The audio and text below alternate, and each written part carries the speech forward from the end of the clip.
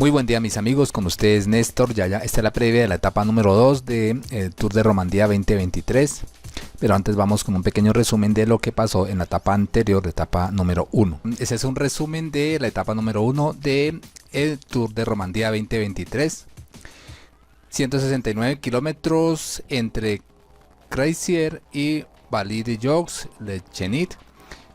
Tiene 3 puertos de montaña, se inicia en un terreno de un ligero ascenso, se pasa por algunos puertos no categorizados, se pasa por el sprint intermedio en el kilómetro 53 Grandson, luego se termina de ascender a otro puerto no categorizado, se desciende y se asciende para el primer puerto de montaña, que es de segunda categoría, Fontanessier, 4.5 kilómetros, 8.1% de inclinación. Luego otro puerto encadenado de segunda categoría también, Mabourguet, 5.3 kilómetros, 7.1% de inclinación. Se sigue en un terreno más o menos plano, entre sube y baja constante, y luego un gran descenso para encontrarse con la localidad de Sergueï. Luego se empieza una tendencia al ascenso. En el kilómetro 125 se encuentra Col Mont di Cressires, 2 kilómetros, 5.5% de inclinación. Es un puerto de tercera categoría. Luego se continúa por un terreno plano y en el kilómetro 153 se encuentra el último sprint intermedio, Le Pont, y luego sí se sigue por un terreno plano, y el final de esta etapa pues es un terreno bastante plano. Inicialmente se planteaba como una etapa para sprinters, pero esos puertos de montaña de segunda categoría pues eran demasiado duros y allí podían descolgar a los sprinters que no podrían llegar a la meta a disputar la etapa. Se daba inicio a la etapa 1 después de todos los protocolos, la presentación, las entrevistas, el Movistar con buenas sensaciones.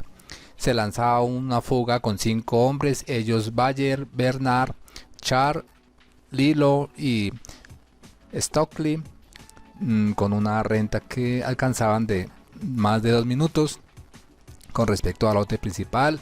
De ellos Bernard era el que más amenazaba al líder con solo 25 segundos de diferencia en la clasificación general.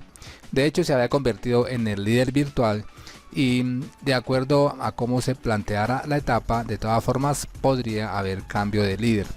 Aún no se había pasado por los puertos de montaña.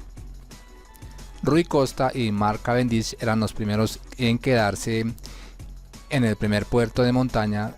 Tobias Bayer se quedaba pero de la fuga. Bayer se había ganado el primer sprint intermedio, en la que solo quedaban 3 hombres adelante. Otro que se quedaba del pelotón era Ethan Vernon. La renta del trío de fuga era de tan solo 20 segundos que les iban a acabar la aventura. El Ineos Grenadier controlaba el pelotón, lo ponía en fila, y una fuga condenada al fracaso. Los que quedaban en fuga eran Bernard, Char y Lillo, pero ya los iban a capturar, ya habían pasado los 2 primeros puertos de montaña. Los del Ineos seguían poniendo alto ritmo, tal vez querían darle un planteamiento diferente a la llegada masiva. Aunque se había producido un corte, volvían y se agrupaban al pelotón, un lote que había quedado atrás. Capturaban a la fuga y marchaba un lote compacto vigilante de nuevas fugas. Cavendish estaba metido en un lote rezagado en busca de conectar con el lote principal. Fernando Gaviria también venía allí, y la mayoría de los sprinters habían quedado en ese lote y estaban perdiendo más de 2 minutos, 2 minutos con 42 exactamente. El Ineos no estaba interesado en permitir que este grupo conectara con ellos. Todo indicaba que los sprinters no llegarían, pues queda un premio de montaña por disputarse. El último puerto de montaña perjudicaba al grupo de sprinters que perdían más tiempo, ya estaban a más de 4 minutos del lote principal. Esto plantearía un final con escaladores en la contienda.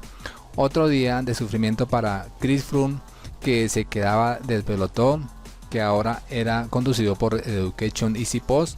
La diferencia de los sprinters con el lote principal se iba larga, a más de 7 minutos. Se resignaban a no disputar la etapa. Los del Saudal Quick Step también tomaban su turno en el trabajo en el pelotón, con el objetivo de alejar a los sprinters con ayuda de Education Easy Post constantemente, que seguramente tenía objetivos para la etapa de hoy, mientras el Jumbo Visma no había aportado mucho trabajo. Thomas de Gendt también tomaba parte del control del pelotón. Ya se empezaban a armar los trenes en busca de la meta con 13 kilómetros por recorrer, y el Jumbo Visma empezaba a mostrarse adelante con todo su tren. Lo mismo el Cofidis ya se veía adelante. Ya los equipos estaban buscando al más veloz para lanzarlo al sprint en terreno plano con 5 kilómetros por recorrer. Algunos intentos de lejos, pero los controlaban con Remy Cabaña, que intentaba. Magnus Cort también se colocaba adelante. Ya habían entrado en zona de protección y empezaban a levantarse los embalajes, con Sepúlveda metido allí, los de Uruguay también metidos adelante. Intentaba alineos, pero les salía de atrás Ethan Vernon del Saudal, quien se quedaba con la etapa 1. Entonces sigue el Saudal Quick Step dominando la carrera. Así quedaba la clasificación de la etapa. Entonces ganador Ethan Vernon del Saudal Quick Step con 4 horas 5 minutos 34 segundos. Segundo Steven Nice con el mismo tiempo. Tercero Milan Menten. Cuarto Romain Bardet. Quinto Jacopo Mosca. Sexto Nick Schulz. Séptimo Lilian Calmellán. Octavo Clement Venturini. Noveno Ivo Oliveira. Y décimo Quentin Hermans. En la posición 20 llegaba Jonathan Narváez como el mejor latinoamericano en esta etapa, obviamente con el mismo tiempo del ganador de la etapa. Claro que esta etapa no era para sacar grandes diferencias, así que no hay problema en las posiciones que hayan llegado. Y la nueva clasificación general con Ethan Vernon como nuevo líder, con el mismo tiempo del líder anterior Joseph Cerny. Entonces Ethan Vernon del Saudal Quick Step con 4 horas 12 minutos 59 segundos. Segundo Joseph Cerny con el mismo tiempo. Tercero Tobias Foss con 1 segundo. Cuarto Remy Cabaña con 1 segundo también.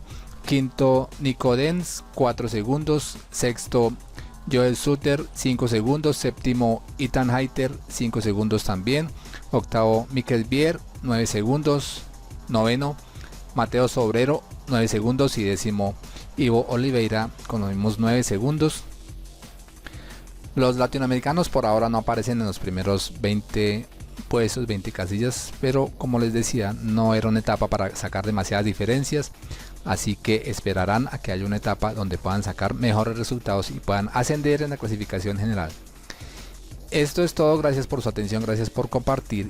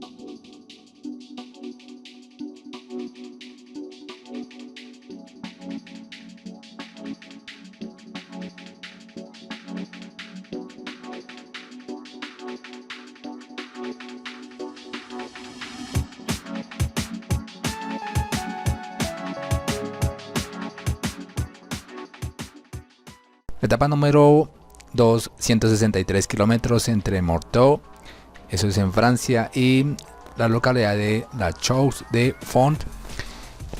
Es bastante montañosa, aunque la primera parte tiene puertos pero no están categorizados, y la segunda parte, la segunda mitad ya tiene puertos categorizados. Se arranca en un terreno plano, se asciende a un puerto no categorizado, otro puerto. En el kilómetro 19.5 se pasa por Guillet. Luego en el kilómetro 39.5 se pasa por Noël Seneux. También se pasa por la localidad de Changermont. se asciende a un puerto no categorizado, se pasa por Varsovia y luego se asciende al primer puerto de montaña, que es Basset, 6.7 kilómetros, 6% de inclinación, segunda categoría, terreno plano. Se encuentra el primer sprint intermedio en el kilómetro 95.5, La Sagne. Luego se asciende a un puerto de tercera categoría, Le Comunal, 1.5 kilómetros, 8.1% de inclinación, bastante inclinado, es como un muro. Descenso y nuevo ascenso a otro puerto no categorizado. Se pasa por la línea de meta en este momento y se pasa por otro puerto, Col de la Bu de Salpes, 5.2 kilómetros, 4.8% de inclinación, segunda categoría, un gran descenso. Se transita por un terreno más o menos plano, se asciende al puerto de segunda categoría, Col de la Tournée, 4.4 kilómetros, 7.1%, también es bastante inclinado, aunque no es tan largo. Descenso se encuentra en el kilómetro 142.5, Les Ponts de Martel, es el segundo y último sprint intermedio. Luego se pasa por un terreno plano, se asciende al último puerto de montaña, Le Comunal, 1.5 kilómetros, 8.1% de inclinación, es decir que se vuelve a pasar por ese puerto. Descenso, otro ascenso no categorizado y el final es un terreno plano. Obviamente no es una etapa para los sprinters, ya que se habrán quedado en alguno de estos puertos. Sí puede ser una etapa para los clasicómanos, como el caso de Sergio Higuita, que podría hacerse con esta etapa. Entonces este es nuestro candidato para la etapa del día de mañana, Sergio Higuita del Bora Hasdrojá.